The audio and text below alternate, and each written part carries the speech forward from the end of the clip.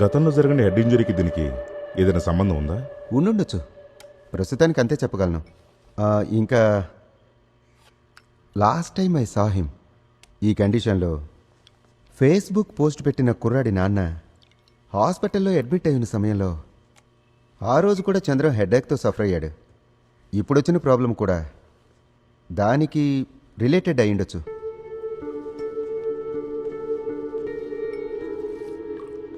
రోజు తీసుకోవాల్సిన మెడిసిన్స్ని వారానికి ఒక్కసారి తీసుకుంటున్నాడు. అది వేరే ఎవరికో ఫేవర్ చేసినట్టుగా. ఇదిగో టీ తాగు.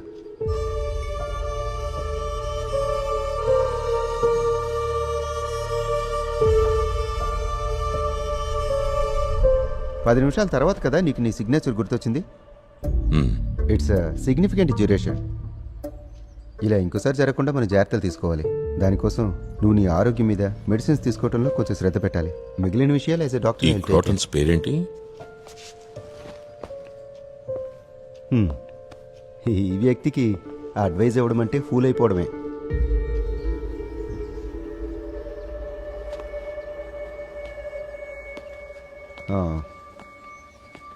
ఒక డీటెయిల్డ్ ఎవాల్యుయేషన్ చేయాలి. నువ్వు బిజీ అని నాకు తెలుసు. కాలేజీలో చదువుకుంటున్న కుర్రాడు వయసు కాదనేది. మనసు కోరుకుంటున్నట్టు శరీరం సహకరించాలి ఎప్పుడు కూడా. చంద్రం, నీ చుట్టూ ఉన్నవాళ్ళు నీకు అన్ని విషయాల్లో సహాయం చేయగలరు. కానీ నీ సొంత ఆరోగ్యం విషయానికి వస్తే నీకు నువ్వే సాయం చేసుకోవాలి.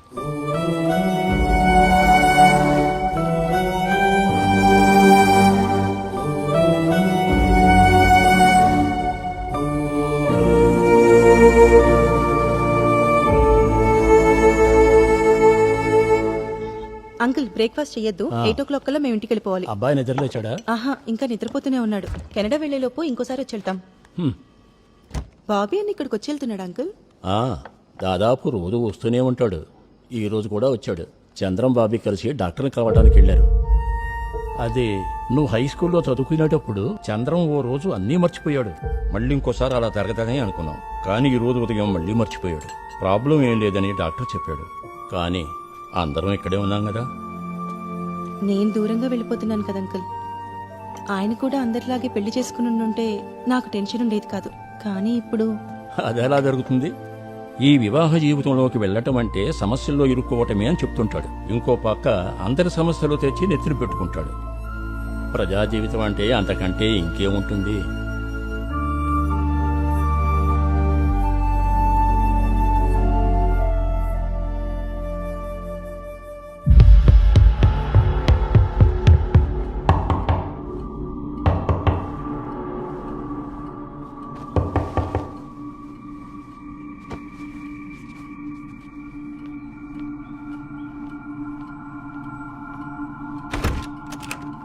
సార్, డీసీపీ గారు లైన్లో ఉన్నారు.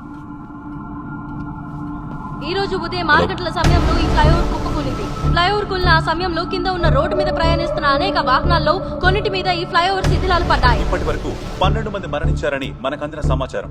గాయపడ్డ 40 మందిలో 6 పరిస్థితి విషమంగా ఉంది. ప్రమాద స్థలంలో జిల్లా కలెక్టర్ గారి ఆధ్వర్యంలో సహాయక చర్యలు ముమ్మరంగా కొనసాగుతున్నాయి. ఈ బ్రిడ్జ్ నిర్మాణంలో భారీగా అవకతవకలు జరిగాయని, కోట్ల కొద్ది డబ్బు చేతులు మారిందని వార్తలు వస్తున్నాయి.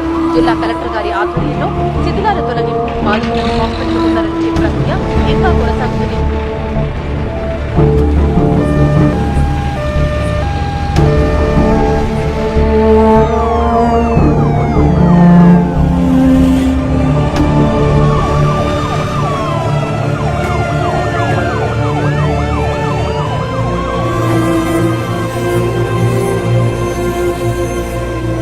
సార్, బళ్ళు పక్కకు పెట్టండి. అంబులెన్స్ రావద్దు. Okay sir.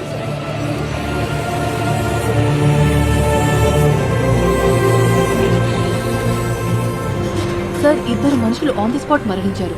Around 4 to 5 people are seriously injured. Total గా 25 to 30 casualties, sir, including children. Force అవసరమైతే వెంటనే రప్పించండి. సార్, ఈ బ్రిడ్జి నిర్మాణం మీ హయాంలోనే జరిగింది. దీని గురించి మీరు ఏమంటారు సార్? చెప్పండి సార్. ఈ హాస్పిటల్ నిమ్స్ హాస్పిటల్కి తీసుకెళ్లారు సార్.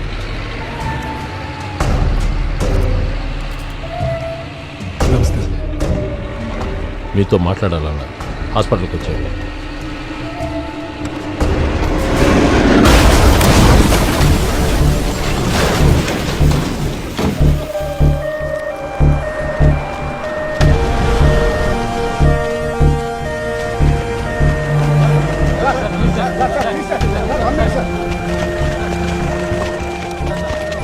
సార్ సార్ ఈ ఫ్లైఓవర్ కొలాప్స్ కి మీరు రెస్పాన్సిబిలిటీ తీసుకుంటారా సార్? ఫ్లైఓవర్ కాంట్రాక్టర్ మీ బినామీ అంటున్నారు నిజమేనా సార్? సీఎం మిమ్మల్ని రిజైన్ చేయమని అడిగారా? యాక్సిడెంట్ విక్టిమ్స్ ని ఇంకా తీసుకొస్తూనే ఉన్నారు సార్. చాలా మంది సీరియస్ గా ఇంజర్ అయ్యారు. ఓ ఇద్దరు ఎమర్జెన్సీ సర్జరీ కోసం షిఫ్ట్ చేశాం సార్.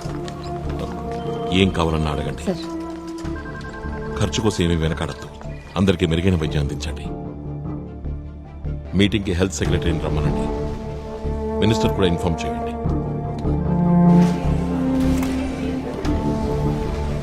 మీ ఎమ్మెల్యే ఫండ్ కూడా ఫ్లైఓవర్కి యూజ్ చేశారు కదా? అవును సార్. ఆ పేపర్ వర్క్లోనూ యూజ్ చేసిన మెటీరియల్స్లోనూ చాలా ఇష్యూస్ ఉన్నాయి. లేదు సార్, అక్యురేట్ గా ఉన్నాయి పేపర్ వర్క్ మెటీరియల్స్ అన్ని. మరి 300 ఇసుక 700 సిమెంట్ కలిపితే ఎందుకు కూలిపోయింది రాజా? ఆ? ఈ ఫ్లైఓవర్ కన్స్ట్రక్షన్ లో నువ్వు చేసిన అవకతవకలపై ఇంటెలిజెన్స్ రిపోర్ట్ నాకు నిన్నే అందింది. నేనేదో ఒక యాక్షన్ తీసుకునే లోపే 3 కోట్లు ఒక ఫ్లైఓవర్ కన్స్ట్రక్షన్ లోనే తినేశావంటే మాట్లాడద్దు. కావలసినంత ఎవిడెన్స్ ఉంది నా దగ్గర. బాబీ గారు, ఏదైనా క్రైసిస్ వచ్చినప్పుడు ఒకరికొకరు సపోర్ట్ గా ఉండాలి కదా. మరణించిన వాళ్ళ కుటుంబానికి గాయపడ్డ వారికి నష్టపరిహారం చెల్లించి ఈ విషయాన్ని అక్కడితో వదిలేస్తాననుకోకు. ఎమ్మెల్యేగా నువ్వు రాజీనామా ఇవ్వు. సీఎం గారు ఏంటిది? ఎంక్వైరీ కంప్లీట్ అవనే తర్వాత చేయిద్దాం రిజిగ్నేషన్. ఏమాత్రం నీలో నీతి నిజాయితీ మిగిలిన్నా వెంటనే రాజీనామా చెయ్యి. నేను మంత్రిని అయి ఉంటే మంత్రి పదవి నుంచి దిగిపోమని నన్ను అడగొచ్చు. అది సీఎంగా నీ అధికారం, నీ హక్కు. ఎమ్మెల్యేగా నన్ను ఎన్నుకుంది ప్రజలు. నా రాజీనామా అడిగే హక్కుంది నన్ను ఎమ్మెల్యేగా గెలిపించిన నా నియోజకవర్గ ఓటర్లకి, సీఎం కాదు. నేను వెళ్తున్నాను.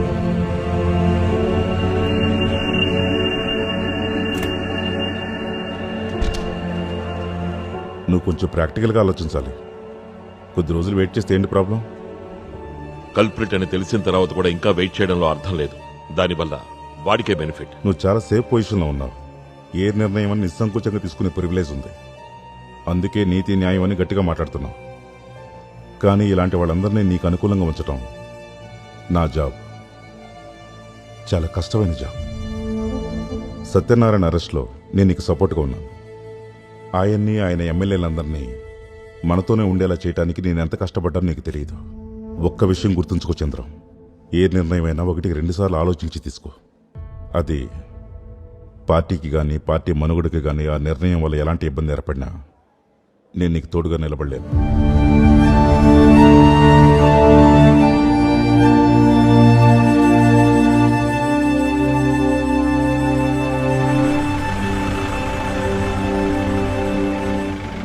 సార్ సార్ మా చెల్లెలు మ్యారేజ్ సార్, మీరు వస్తే బాగుంటుంది. ఇప్పుడంటే ఆయన్ని పిలిచేది.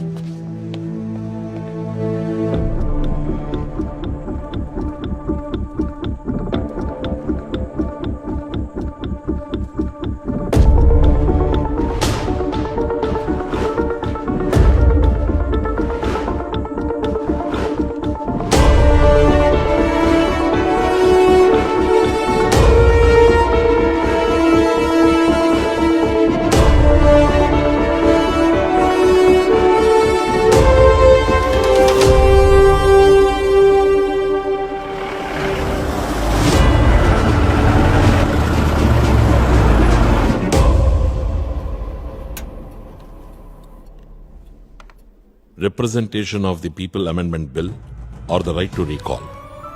తమ నాయకుడి పనితీరు సంతృప్తిగా లేకపోతే 5 సంవత్సరాలు కంప్లీట్ అవ్వడానికి ముందే ఆ నాయకుడిని రీకాల్ చేసే అవకాశం ఓటర్లకు ఉండాలి. ఒక నియోజకవర్గంలో 50% లేదా అంతకంటే ఎక్కువ మంది ఓటర్లు తమ ప్రతినిధికి వ్యతిరేకంగా స్పీకర్కి పిటిషన్ ఇస్తే ఎలక్షన్ కమిషన్ సహకారంతో మళ్లీ అక్కడ ఎలక్షన్ జరపాలి. సార్, ఈ బిల్లు యొక్క ఉద్దేశం, ఇంపార్టెన్స్ ని బాగా అర్థం చేసుకున్నాను. విత్ ఆల్ డ్యూ రెస్పెక్ట్ చెప్పంటారా? ఇది మన దేశంలో ప్రాక్టికల్ గా సాధ్యం కాదు. అవుతుంది, ప్రాక్టికల్ అవుతుంది. మనం ప్రవేశపెట్టబోయే ఈ బిల్ పార్లమెంట్లో, రాజ్యసభలో పాస్ అయ్యి రాష్ట్రపతి సంతకం పెడితే చాలు. ఏ స్టేట్ గవర్నమెంట్ అయినా తమ రాష్ట్రంలో అమలు చేయవచ్చు. ఇది జరగాలంటే భారత రాజ్యాంగంలో సవరణ జరగాల్సి ఉంటుంది. ఐఎమ్ నాట్ షూర్, వెరిఫై చేసి చెప్తాను. నేను ప్రజాప్రతినిధి యొక్క కాల పరిమితి గురించి ప్రశ్నించట్లేదు. కాల వ్యవధి తీరకముందే ఒకవేళ అతని పనితీరుతో ప్రజలు సంతృప్తి చెందకపోతే తిరస్కరించే అవకాశం ఉండాలి. దానికి పార్లమెంట్లో రాజ్యాంగ సవరణ ఎందుకు? సార్, నేను ఈ ఇష్యూలో మిమ్మల్ని సపోర్ట్ చేస్తున్నాను. ప్రజలు ఖచ్చితంగా సంతోషించే మార్పిది. బట్ రియాలిటీ గురించి ఆలోచిస్తే నేను ఈ బిల్లు పార్లమెంట్లో ప్రవేశపెట్టిన నిమిషంలోనే రిజెక్ట్ అయిపోతుంది. ఈ బిల్లుకున్న హిస్టరీ అలాంటిది. మనకి ఎంబారస్మెంట్ ఎందుకు సార్? ఈ నేళ్లలో ఎన్నో ఎంబరాసింగ్ మూమెంట్స్ చూసుంటాం. ఒక మంచి పని చేసేప్పుడు అందులో పరాజయం పాలైన ఓ థ్రిల్ ఉంటుంది కదా.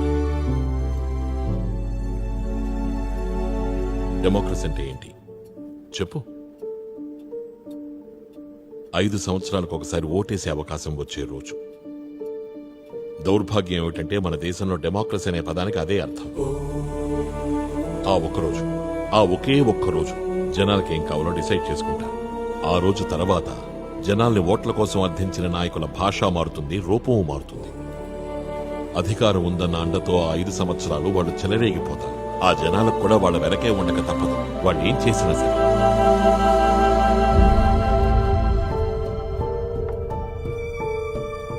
ఇంతసేపు మనం మాట్లాడుకున్న విషయాలన్నీ మన ముగ్గురు మధ్య ఉండాలి. 4వ వ్యక్తికి ఇవేం తెలియకూడదు.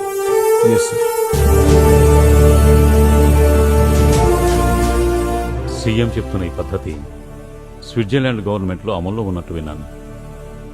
ఇక్కడ it's I don't know. CM ఎందుకు ఈ విషయం మన ముగ్గురు మధ్యలో ఉండాలని చెప్పాడు? Why this much secrecy? ఏదో ఇన్ఫర్మేషన్ ఆయనకి మాత్రమే తెలుసు. ఆయన అడగాల్సింది కదా. అయ్యో వద్దు, ఫర్గెట్ వాట్ ఐమ్ సెయింగ్.